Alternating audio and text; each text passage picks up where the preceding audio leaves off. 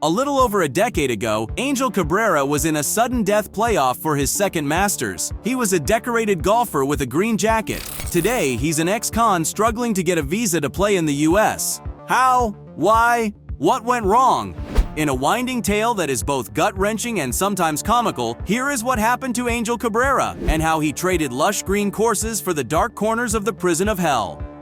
Background: Cabrera, or El Pato, the Duck, as he's affectionately regarded for his sticky frame and waddling stride, wasn't always successful. His background is one of lack and hardship. His mother was a maid and his father was a handyman. By age 4, he didn't live with his parents again, but was raised by his grandmother. By age 10, Cabrera began doing his part to help his family earn income. He worked at the Cordoba Country Club as a caddy. That's where he first fell in love with golf. He would play with other caddies like him, knocking golf balls around when the course wasn't in use. 6 years into his time at the club, a local property magnate took a shine to him and gifted him a set of clubs. It was his first and paved the road to Cabrera venturing into golf. In 1989, he turned professional. However, he struggled for years to qualify for the European Tour, which he didn't achieve until 1996, after his 4th attempt. From then on, Cabrera's career started to take shape. Thanks to his long hitting range, he soon carved a unique figure for himself on the course. But with the good publicity came the unraveling of a darker side, a fiery temper. It didn't help that he was rarely ever seen without a cigarette. His words have since become famous. Well, there are some players that have psychologists, some have sportologists. I smoke. 5 years after making the European Tour in 2001, he won the Argentine Open.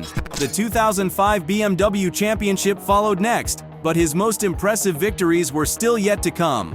2007, Cabrera defeated Jim Furyk and a young Tiger Woods to win the US Open at Oakmont. His second major victory came in the 2009 Masters when he leapfrogged Kenny Perry and Chad Campbell in a playoff. His second brush with the green jacket came in 2013, but he lost the playoffs to Adam Scott. A head later, he won the 2014 Greenbrier Classic. From this point onwards, Cabrera's career entered a steady decline. Fallen Angel. Cabrera might have looked like a chimney on the course with all the anger of Smaug, but that didn't affect his performances or public image. He ruined that himself when the world learned about accusations of assault, intimidation, and causing injuries from an ex-girlfriend in 2021. Cecilia Torres Mana accused Cabrera of being controlling and hard-handed during their relationship, but the golfer denied the allegations. Then came two former partners, Silva Rivadero, his ex-wife, and Michaela Escudero, an ex-girlfriend, with similar charges. In her account of her relationship with Cabrera, Mana explained, "I couldn't go to the supermarket or the gym. Angel always believed I was going to be with another man. He followed me and took my cell phone. He made me do very kinky things and hit me if I refused. If Angel was with his friends in a meeting, I had to be in the bedroom without an internet connection. It was very humiliating." The couple's relationship ended during a trip to Houston. Mana escaped during the flight. In her account, she claimed that Cabrera seized her phone and documents and shoved her in a closet. Then, he fell asleep, and Mana made her escape, jumping on a flight back to Argentina. She feared he'd come after her and her family the whole time. In her words, "Angel always said that if I reported him, it would hurt his career and told me about all the political contacts he had. But one afternoon, I gained the courage to report him anyway. From that moment forward, I saw a light at the end of the tunnel." Arrest. Despite the allegations, Cabrera was neither incarcerated nor arraigned, but he was being watched by Argentine authorities. That's because domestic violence is a grave offense in the country. That changed in January 2021 when Brazilian Interpol agents swooped down on Cabrera in Rio de Janeiro. The golfer was walking near Leblon Beach when he was picked up. Following his arrest, he was held in custody for several months before being deported to Puerto Iguazu on the Brazil-Argentina border in June 2021. He was soon transferred again to Cordoba, around 500 miles northwest of the capital, Buenos Aires. That was his final stop in detainment until a trial date was fixed. The news of his arrest gave more credibility to his ex-partner's stories, but Cabrera was arrested for a different matter entirely. Argentine authorities were investigating the allegations when Cabrera left the country for the US to participate in a golf tournament. He was subsequently registered as a fugitive since he didn't get permission from the authorities. During his time at Cordoba, a local media outlet granted the golfer an interview. That was where he first decried the treatment from the authorities, accusing them of painting him as a monster, something that I am not. He added, "We all make mistakes. We are all human beings. I trust in justice." Then came the incredulity. For someone who claimed innocence, his trial had several ridiculous moments. For starters, a protest was organized in his home city of Villa Allende, demanding Cabrera's release. The group carried placards with his image and signs reading, "Freedom for Pato Cabrera," and "Villa Allende is with you." A woman identified as Yamila, who claimed to be the golfer's current partner, spoke to reporters at the scene. "We want a fair trial. The media took it upon themselves to say that he is a monster and a bad person. It is not like that." Ultimately, the protest proved about as helpful as Tiger Woods' addictions. What followed next was the most counterintuitive move Cabrera could ever pull. He became a self-fulfilling prophecy, proving Mana right. He relied on his celebrity and connections during the proceedings, showing up in court with a jacket emblazoned with the President's Cup logo. He also wore masks with his initials monogrammed on the side. If you didn't get the memo that Cabrera ran with the big dogs, his lawyer showed up on the opening day of the proceedings with a face mask featuring the image of Eva Perón. In his words, she was the first to fight for women's rights. That made no sense. And thankfully too, because neither Cabrera's theatrics nor past achievements were much help in the face of damning evidence. Ultimately, he was sentenced to prison for 2 years, but Cabrera maintained he was innocent even then. Incarceration. Cabrera served his sentence at the Cárcel de Bauer, a notorious prison south of Córdoba off Ruta Nacional 36.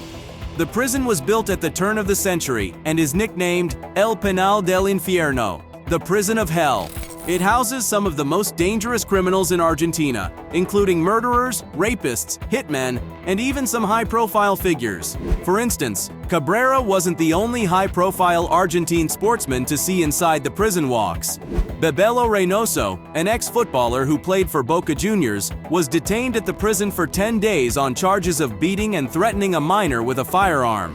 Ex-Manchester United and City forward Carlos Tevez also has ties to the prison. In 2010, his brother, Juan Alberto Martinez, was serving a 16-year sentence for armed robbery. Tevez caught the headlines for picking up an injury while kicking around with the inmates during a visit in 2018.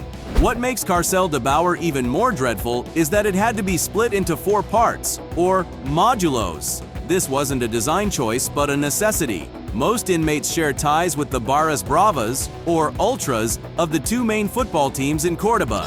Think of the old firm derby between Rangers and Celtic if gang violence was involved. Both clubs' Ultras hate each other with a passion, and inmates on either side have to be kept apart. We don't know what part Cabrera served his term in or what he did during this period, but we know he maintained contact with several people, including his manager, Manuel Tagle, lawyer, Carlos Harabedian, son, Angel Cabrera Jr., and supposed partner, Yamila. His legal team attempted to appeal for an early release but failed, and he served out his sentence in full. Release and return to golf. Cabrera revealed what the prison had done to him during his second trial in Córdoba. In his words, "Many say prison is bad, but it is not the case. Prison has done me good." He seemed to have had a decent time because he fathered a child with Yamila during this time, and the two tied the knot 2 months after Cabrera's release. Golf Digest interviewed the golfer in 2023 to ask about his potential return to the green. Cabrera issued an apology to his former partners and begged forgiveness. He said, "I refused to listen to anyone and did what I wanted, how I wanted, and when I wanted. That was wrong. I asked Michaela for forgiveness. I asked Celia for forgiveness. They had the bad luck of being with me when I was at my worst. I wasn't the devil, but I did bad things. I am deeply embarrassed because I disappointed the people closest to me and everyone who loves me through golf. Golf gave me everything, and I know I will never be able to repay the debt I owe this sport."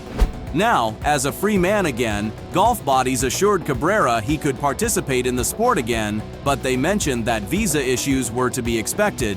The US PGA Tour was an organization that reached out in December 2023, informing the Argentine that he could participate in affiliated tours. However, there aren't any suspensions of his tour rights should he be affiliated with such conduct again. The USPGA might not mind Cabrera's return. but the country certainly does. His application for a visa to participate in the 2024 Masters was denied due to the country's stringent rules regarding convicted persons. It'd take a miracle for him to relaunch his career in the US. If you enjoyed this video, don't forget to like, share, and subscribe to the channel. See you in the next video. Goodbye!